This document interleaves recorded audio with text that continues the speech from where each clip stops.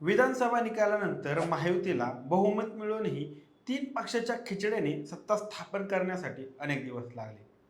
अनेक नाराजी नाट्यानंतर 5 डिसेंबर 2024 रोजी देवेंद्र फडणवीस यांनी महाराष्ट्राची धुरा सांभाळली. यानंतर 15 डिसेंबर 2024 रोजी महायुतीच्या मंत्रिमंडळाचा विस्तार झाला आणि यानंतर मंत्र्यांना लागलेली जिल्ह्यांच्या पालकमंत्री पदाची ओढ सातत्याने समोर येत होती.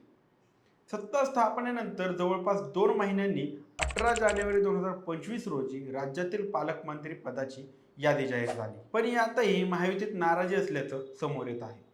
आता यादी जाहीर झाल्यानंतर नाशिक आणि रायगड जिल्ह्याच्या पालकमंत्री पदाला मुख्यमंत्री देवेंद्र फडणवीस यांनी स्थगिती दिली आहे. आता हेच स्थगिती का देण्यात आली आहे आणि जर पालकमंत्री बदलणार असेल तर या दोन्ही जिल्ह्यांची माळ कोणाच्या गळ्यात पडणार, याच सगळ्या गोष्टी जाणून घेऊया आजच्या या व्हिडिओमधून. नमस्कार, मी सनी आणि तुम्ही पाहताय दैनिक राज्य लोकतंत्र.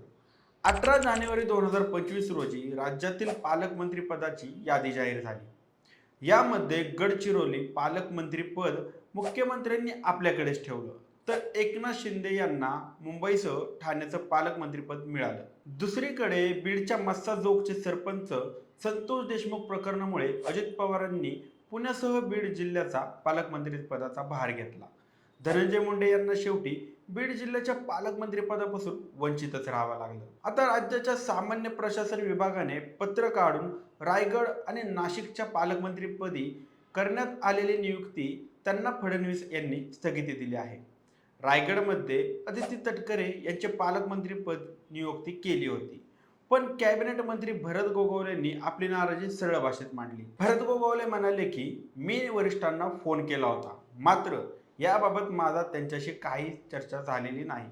हा निर्णय मला धक्कादायक वाटतो. आम्हालाही अपेक्षा नव्हती पालकमंत्री म्हणून माझी निवड व्हावी असे संपूर्ण रायगड जिल्ह्याचे वातावरण होतं. परंतु ठीक आहे, आमचे नेते एकनाथ शिंदेचे जो निर्णय घेतील तो मान्यच करावा लागेल.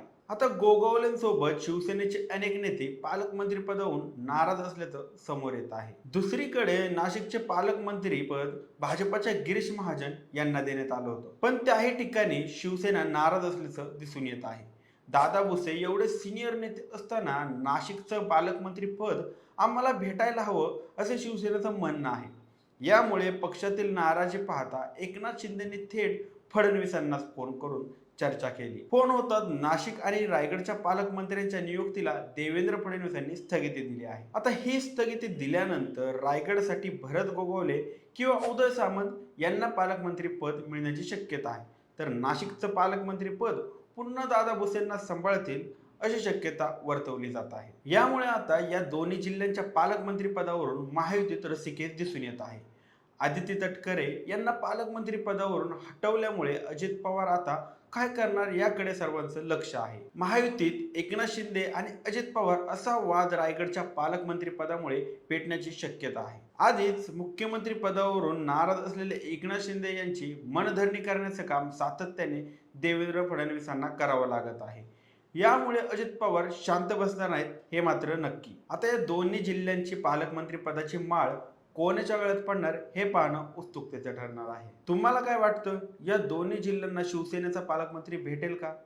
तुमची मते आणि प्रतिक्रिया आम्हाला कमेंट करून नक्की कळवा आणि जर राज्य लोकतंत्र चॅनलवर नवीन असाल तर चॅनलला सबस्क्राईब करायला विसरू नका. धन्यवाद.